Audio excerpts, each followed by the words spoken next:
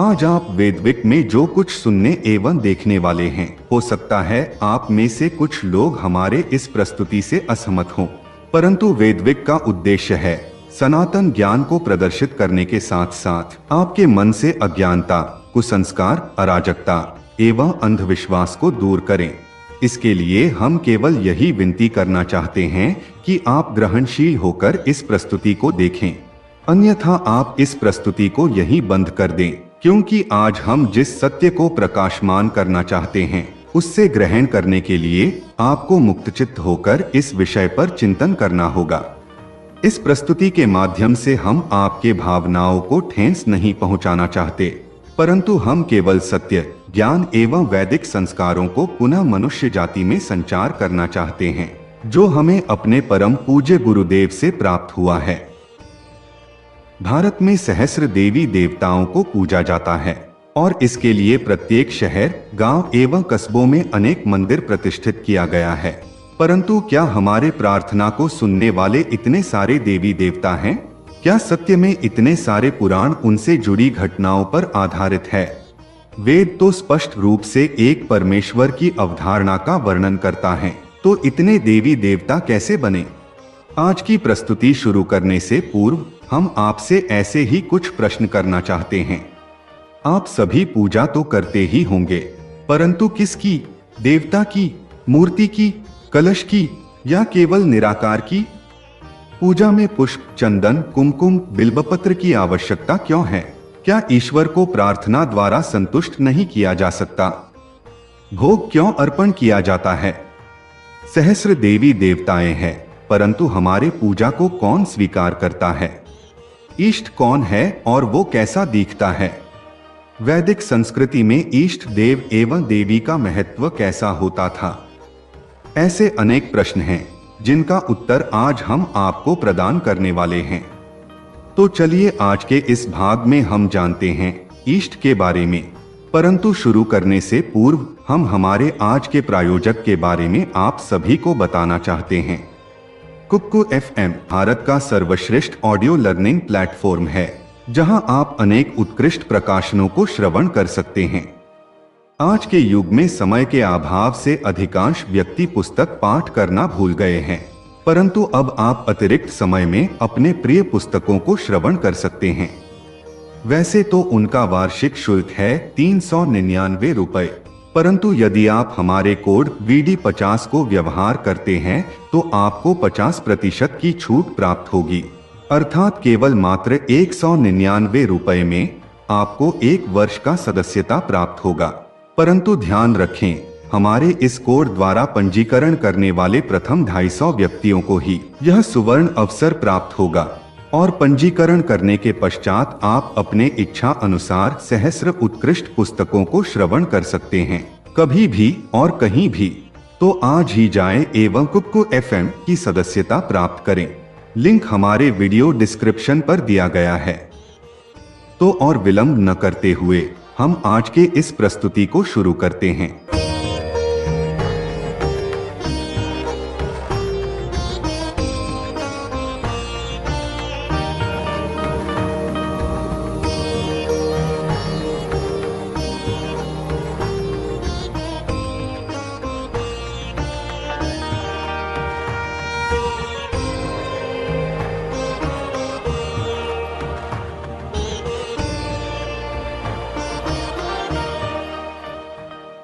जब से हमने आत्म परिचिति को प्रदर्शित किया है, हमारे अधिकांश दर्शकों ने अपने इष्ट को जानने के लिए हमसे आग्रह किया है, परंतु अपने इष्ट को जानने के लिए आपको प्राचीन वैदिक संस्कृति को भी जानना होगा। तो प्रश्न यह उठता है कि वैदिक संस्कृति कैसा हुआ करता था? वैदिक काल में ईश्वर के विचार को मुक्त रखा गया था, अर्थात उस समय के लोग अपने इच्छा अनुसार परमेश्वर की कल्पना कर सकते थे। इसे ही इष्ट कहा जाता है। यह एक स्वतंत्र प्रक्रिया है जहां आप इच्छा अनुसार अपने परमेश्वर के स्वरूप की कल्पना कर सकते हैं, परंतु उस समय के लोग कभी दूसरों के इष्ट को हीन नहीं सोचते या देखते थे, क्योंकि वे जानते थे कि परमेश्वर तो जीव निर्जीव सभी में विराजमान हैं और वेद सभी के विचारों को सम्मान करना सिखाता है। गुरुदेव कहते हैं कि नियमों में स्वयं को बांधने से मुक्ति नहीं मिलती, मुक्ति मिलती है स्वतंत्र विचारों से। समय के साथ वैदिक संस्कृति धीरे धीरे हिंदू धर्म में परिवर्तित हो गया और स्वतंत्रता, विचारधारा, भक्ति और वैदिक संस्कार धीरे धीरे राजनीति के हाथों में विवश हो गया। हाँ, आपने सही सुना। सनातन वैदिक संस्कृति से हिंदू धर्म का विकास प्राचीन काल के शासकों द्वारा भी निभाई जाने वाली राजनीति का परिणाम है। एवं ऐसे अनेक राजनैतिक कारणों से ही इतने सारे संप्रदाय बने। सभी का एक ही उद्देश्य था, ईश्वर के भय से समाज को बांधना। एवं इसी भय का उपयोग कर उन्होंने मनुष्यों को विवश किया एवं नवीन साम्राज्य को स्थापित किया। आप सोच रहे होंगे, आज हम आपको यह क्यों बता रहे हैं? यह इस प्रकरण के संदर्भ में बहुत अप्रासंगिक लग सकता है, लेकिन ऐसा नहीं है। गुरुदेव कहते हैं कि तुम्हें अपनी जड़ों को जानना चाहिए ताकि तुम उसका पालन पोषण कर सको एवं मोक्ष का फल खा सको। दरअसल हम इस राजनीतिक रूप से निर्मित धर्म में इस प्रकार सम्मिलित हो गए कि हम अपनी परंपरा को भूल गए हैं। गुरुदेव कहते हैं कि मानव अपनी सारी मानवता को भूल गया है और अमानवीय सामाजिक विकारों में फंस गया है। आपके मन में बचपन से ही डर के संस्कार अंतर्निहित हैं। जिसे आप धर्म कहते हैं, उसे सही ठहराने के लिए बनाए गए कुसंस्कार एवं नवीनतम रीति रिवाज नकली हैं। यदि कोई हमारे मतों का अनुसरण नहीं करते हैं तो हम उन मनुष्यों से घृणा करने लगते हैं। यदि कोई आवाज उठाने का साहस रखता है तो समाज उसे या तो वामपंथी कहेगा या देशद्रोही। हम इस घृणा की लत में इतने डूबे हुए हैं कि हम वसुधैव कुटुंबकम को भी भूल गए हैं। यह वेदों की प्राथमिक शिक्षा है, जिस वाक्य का हमारे महान ऋषियों एवं संतों ने पालन किया है। इसीलिए भारत के साधु संत संपूर्ण विश्व में सबसे महान माने जाते हैं। जब आप भारत के महान ऋषियों एवं संतों को देखें, उन सभी में एक विशेषता समान दिखती है। उन सभी ने प्रेम और करुणा के माध्यम से विश्व एकता का संदेश दिया था। जैसे आदि शंकराचार्य, नरसिंह मेहता, मीराबाई, रामकृष्ण परमहंस, स्वामी विवेकानंद, ऋषि अरबिंदो, परमहंस योगानंद, बसवन्ना, तिरुवल्लुवर और कई अन्य महापुरुष। आज सभी उन्हें आदर्श मानते हैं, परंतु कोई भी उनके द्वारा दिखाए गए मार्ग पर चलना नहीं चाहता। यदि वो सभी महापुरुष आज के समय में जीवित होते तो आज का यह सभ्य समाज उन्हें भी वामपंथी, मिथ्याचारी या देशद्रोही कह देता, जैसे कि कुछ लोग हमारे गुरुदेव को भी कहते हैं। क्योंकि गुरुदेव भी विश्व शांति, विश्व प्रेम एवं विश्व एकता की बात करते हैं। उनके लिए तो सभी जीव निर्जीव परमेश्वर के स्वरूप हैं। गुरुदेव कहते हैं, इन दिनों मोक्ष के मार्ग पर चलना इतना सरल नहीं है, क्योंकि यह वैदिक परंपरा कलियुगी राजनैतिक कारणों से भ्रष्ट हो गया है, जहां वेदों की प्राथमिक शिक्षाओं को भुला दिया गया है और इसके स्थान पर नियमों और विनियमों के नए संस्करणों को समायोजित किया गया है। गुरुदेव कहते हैं, वेद आपको पूर्ण स्वतंत्रता का मार्ग दिखाते हैं और इसी तरह उपनिषद और गीता भी।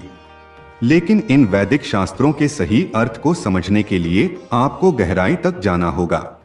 बहुत से लोग धर्म एवं आस्था के बारे में बात कर सकते हैं, परंतु वे आपको इस नश्वर दुनिया में बांध कर रखने वाले हैं।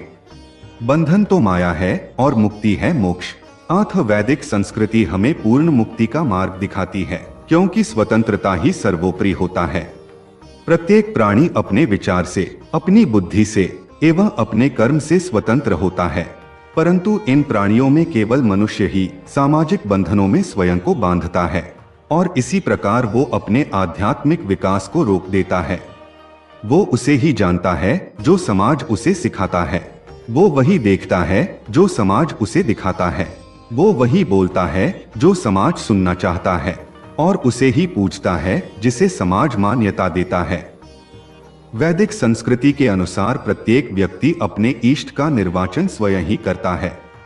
जैसे एक व्यक्ति का विचार दूसरे व्यक्ति से भिन्न होता है, वैसे ही प्रत्येक मनुष्यों के इष्ट भिन्न होते हैं। साधना एवं मोक्ष के मार्ग का जो अनुसरण करना चाहते हैं, उन्हें सर्वप्रथम अपने इष्ट को जानना चाहिए।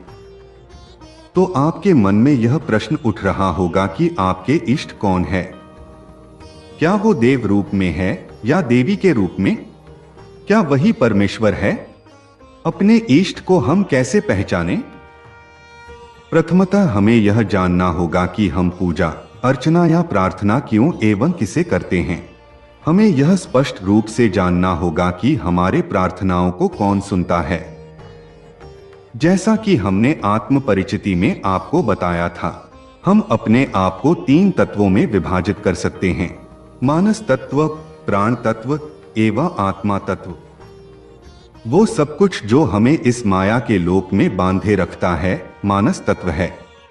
जिस शक्ति से प्राणी जीवित बनते हैं वह प्राण तत्व है, और अंतर में बसे परमेश्वर को ही हम आत्मा तत्व कहते हैं, शाश्वत निराकार रूपी परम तत्व। यह ठीक वैसा ही है जैसे मानो एक गुब्बारा हमारे इस खोखले देह के भांति ही है, जहां प्राण रूपी वायु इस गुब्बारे को आकार देता है और आत्मा शक्ति के धागे से इस देह रूपी गुब्बारे में प्राण वायु को बांधे रखता है। आत्मा ही परमेश्वर है एवं उनकी शक्ति है प्राण। परमेश्वर स्वरूप आत्मा तो निराकार है, न कोई उसे देख सकता है और न कोई उसे सुन सकता है। वे तो आपके अंतर में ही विराज करते हैं, परंतु मानस तत्व एवं सांसारिक माया के चलते आप उससे अनजान रहते हैं। वही आपके दुखों एवं कष्टों को सुनता है और वही निवारण भी करता है। उन्हें आप जिस रूप में कल्पना करना चाहें वे उसी रूप में आपको दर्शन देते हैं। वे ही आपके परम इष्ट हैं। जब कोई व्यक्ति पूजा करता है तभी अपने सामने स्थित मूर्ति में वह अपने इष्ट की कल्पना करता है, और उसका इष्ट और कोई नहीं उसकी अंतरात्मा है। यह आप कुछ इस प्रकार से सोच सकते हैं जैसे मानो एक दर्पण को देखकर कोई पूजा कर रहा हो। इसे विस्तार से समझने के लिए आपको पुनः हम आत्म परिचिति की ओर लेकर जाना चाहेंगे। जैसा कि हमने आत्म परिचिति में कहा था कि मानस तत्व नकारात्मक ऊर्जा से निर्मित है, वहीं प्राण तत्व सकारात्मक ऊर्जा है। वस्तुतः जब आप पूजा करते हैं तब आपके हृदय में भक्ति उत्पन्न होता है, अर्थात एक सकारात्मक विचार, जिससे आपका मानस तत्व सांसारिक माया से विमुख होकर अपने इष्ट रूपी आत्मा की ओर आकर्षित होता है। मूर्ति तो केवल माध्यम है इंद्रियों को छलने के लिए, कारण इस मायावी संसार में जो हम देख नहीं सकते उस पर हम विश्वास भी नहीं कर सकते। समाज ने तो हमें यही शिक्षा प्रदान किया है। गुरुदेव कहते हैं, कोई सामाजिक मनुष्य निराकार ब्रह्म की कल्पना नहीं कर सकता। इसका मूल कारण है कि वो आजीवन सामाजिक माया के बंधन में बंधा हुआ रहता है, और निराकार ब्रह्म को जानने के लिए माया का त्याग आवश्यक होता है। माया के अधीन मनुष्य जो देखता है, सुनता है और स्वयं अनुभव करता है, उसी पे वह विश्वास कर सकता है। अतः सामाजिक मनुष्यों को सर्वप्रथम अपने इष्ट को जानना चाहिए। इष्ट निर्वाचन के पश्चात ही वे दीक्षा ग्रहण करने के योग्य बनते हैं। वैदिक काल में इष्ट निर्वाचन गुरुकुल में प्रवेश के पश्चात ही किया जाता था, जिसे परिचिति दर्शन में इष्ट परिचिति के अध्याय में वर्णित किया गया है।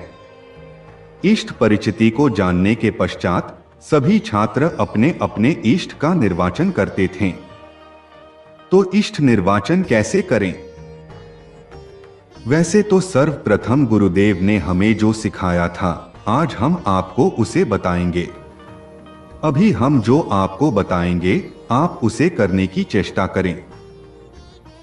प्रथमतः अपने आंखों को बंद करें। अब अपने श्वास पर ध्यान को केंद्रित करें। ओम परमेश्वराय नमः। ओम परमेश्वराय नमः। ओम परमेश्वराय नमः। क्या आपने किसी को देखा? यदि हां तो हमें कमेंट्स में अवश्य ही बताएं। कई लोग केवल अंधेरा ही देखेंगे और कुछ दिव्य ज्योति भी देखेंगे। यदि आप दिव्य ज्योति देखें तो आप यह समझ लें कि आपके इष्ट आदि शक्ति हैं एवं आप में साधक बनने के लिए उपयुक्त गुण विद्यमान हैं। और यदि आप अंधेरा देखें तो आपको पुनः प्रयास करना होगा। हो सकता है आप एक विचित्र मूर्ति को देखें जिसका वर्णन किसी पुराण में आपको नहीं मिलता है, या आप पौराणिक कथाओं के देवी अथवा देवताओं को भी देख सकते हैं। आप चाहे जिसे भी देखें, वे आपके अंतरात्मा के कल्पना स्वरूप हैं। हो सकता है आप पहली बार नारायण को देखें, दूसरी बार महादेव को एवं तीसरी बार किसी और को। यह आपको असमंजस में डाल सकता है, परंतु आप निराश न हो। इस प्रक्रिया को बार बार करते रहें जब तक न एक ही स्वरूप आपको दिखने लगे। जब आप बार बार एक ही स्वरूप देखने लगेंगे, तभी आप समझ ले कि आपने इष्ट परिचिति प्राप्त कर लिया है, अर्थात आपके आत्मिक स्वरूप के दर्शन आपको प्राप्त हुआ है।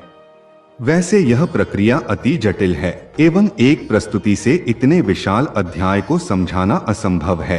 अतः निकट भविष्य में हम अपने गुरुकुल में इसकी संपूर्ण शिक्षा प्रदान करेंगे। आप सभी के आशीर्वाद से हम वैदिक गुरुकुल का कार्य अति शीघ्र ही शुरू करने जा रहे हैं। कृपया हमें ऐसे ही सहयोग देते रहें। आज के लिए बस इतना ही।